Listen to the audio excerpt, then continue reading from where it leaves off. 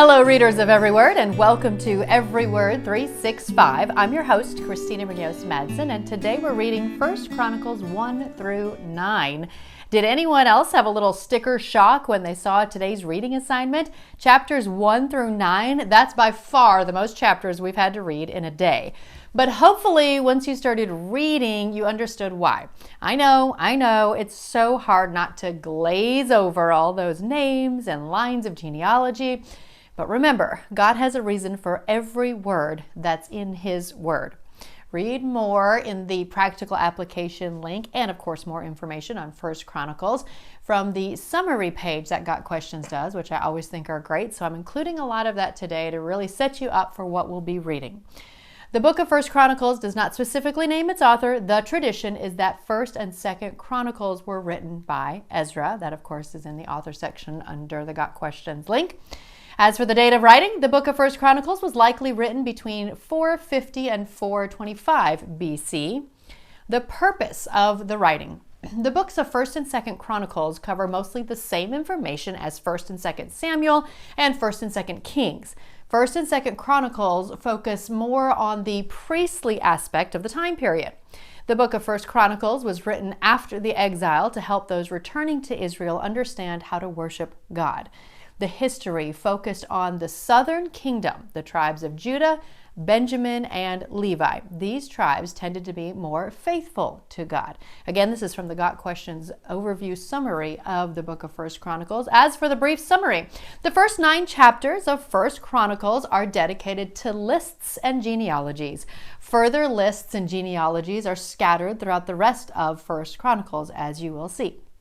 In between, the book of 1 Chronicles records David's ascension to the throne and his actions thereafter. The book concludes with David's son Solomon becoming king of Israel. Briefly outlined, the book of 1 Chronicles is as follows. Chapters 1 through 9 and 23, selective genealogies. Chapters 9, 24 through 12:40, David's ascent. And chapters 13, 1 through 20 and 30, David's reign. Foreshadowings. In David's song of thanksgiving to God in 1 Chronicles 16:33, he refers to the time when God will come to judge the earth.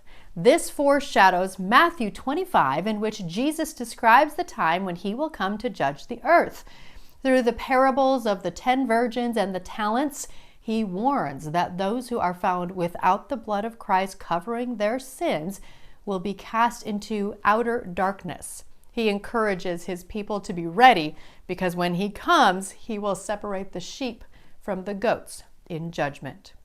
Part of the Davidic covenant, which God reiterates in chapter 17, refers to the future Messiah, who would be a descendant of David. That's why those genealogies are so important. Verses 13-14 describe the Son who will be established in God's house and whose throne will be established forever. This can only refer to Jesus Christ. Practical application. Genealogies such as the ones in 1 Chronicles may seem dry to us, but they remind us that God knows each of his children personally, even down to the number of hairs on our heads. That's in Matthew. We can take comfort in the fact that who we are and what we do is written forever in God's mind. If we belong to Christ, our names are written forever in the Lamb's book of life. That's from Revelation 13:8. God is faithful to his people and keeps his promises. In the book of 1 Chronicles, we see the fulfillment of God's promise to David when he is made king over all Israel. We can be sure that his promises to us will be fulfilled as well. He has promised blessings to those who follow him, who come to Christ in repentance, and who obey his word. Obedience brings blessing. Disobedience brings judgment. The book of 1 Chronicles, as well as 1st and 2nd Samuel and 1st and 2nd Kings, is a chronicle of the pattern of sin, repentance, forgiveness, and restoration of the nation of Israel.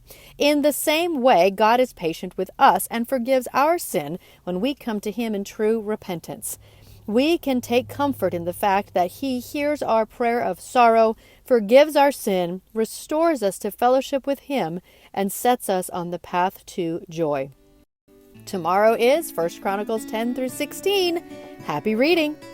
I want to personally invite you to join me and my family on a trip to Greece in 2025. This will be a 10-day tour with Travel with Friends, and I simply cannot imagine what it will be like to walk where Paul walked and be where he was when he wrote much of the New Testament.